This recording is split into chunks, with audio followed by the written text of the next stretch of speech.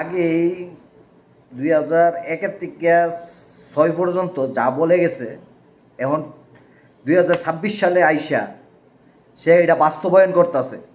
এটার বাস্তব প্রমাণ ভিডিওতেই দেখেন। আচ্ছা, তারপরে ইভেন আমাদের পাশের দেশে ইন্ডিয়াতে, দিল্লিতে বোধহয় পাওয়ার ক্রাইসিস চলছে তাদের, খুঁজলে আরো পাওয়া যাবে এরকম। এনার্জির দাম বাড়ার সাথে সাথে, পেট্রোলের দাম বাড়ার সাথে সাথে কিন্তু এনার্জি ক্রাইসিস কিছু হবে, এটা একটা আছে। আমাদের দেশে ধরেন যেগুলা পাওয়ার স্টেশন আছে, বাংলাদেশের প্রেক্ষাপটে পাওয়ার স্টেশনের একটা কোয়াইট কস্টলি ব্যাপার। পাওয়ার ক্রাইসিস তারপরেও বাংলাদেশে যেই গভর্নমেন্টগুলো বর্তমানে, আমার দল, আমাদের জোট আছে, দেশ পরিচালনা করছে, এর কদিন আগে 5 বছর আগে অন্য একটি দল ছিলেন, সবাই মিলে যদি আমরা একটা জিনিস চেষ্টা করি, আমার মনে হয় পাওয়ার ক্রাইসিসটা বহুলাংশে কন্ট্রোল করা সম্ভব। আমাদের দেশে দেখেন, আপনি সন্ধ্যার পরে পরে আপনি বাসায়ও কারেন্ট চাচ্ছেন, এট দ্য সেম টাইম আপনি চাচ্ছেন শপিং মলগুলোতে কারেন্ট। আপনি তো এখন শপিং মলগুলোতে সারাদিন ধরেন কাস্টমার, যেটা সাধারণত অনেক সময় দোকানিরা বলে থাকেন যে দিনের বেলায় কাস্টমার কম থাকে। দিনের বেলায় যখন কাস্টমার কম থাকে তখন সে একটাই এয়ার কন্ডিশন চালাচ্ছে। সন্ধ্যার পরে যখন বাতি অর্ধেক বন্ধ করে দিচ্ছে। সন্ধ্যার পরে যখন কাস্টমার আসছে তখন সে একটার বদলে 2টো বা 3টে এয়ার কন্ডিশন চালিয়ে দিচ্ছে, কারণ কাস্টমার ঢুকছে।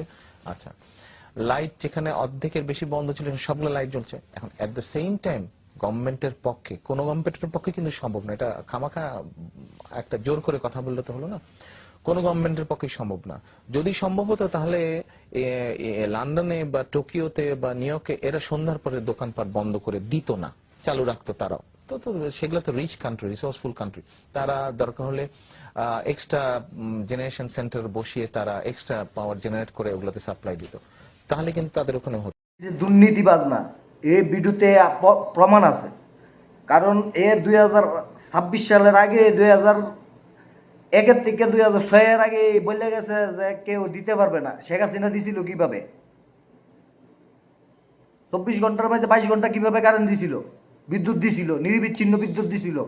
ওই সময় কেমনে সমস্যা হয় নাই। এখন তোমরা আস্তে আস্তে 24 ঘন্টার মধ্যে 22 ঘন্টা লোডশেডিং থাকে, আর 2 ঘন্টা কারেন্ট থাকে, বিদ্যুৎ থাকে। তোমরা ব্যর্থতা, এটা অন্য কোনো দলের ব্যর্থতা দিও না। তোমরা পারো না, তোমরা দেশ সাইডে চলে যাও, দেশ থাইকো না। তোমরা দেশটা নষ্ট করো না, দেশ থেকে দেশের জনগণের আর কষ্ট দিও না। দেশের জনগণের চিন্তা করে ক্ষমতা চাইরা দেশ তারো।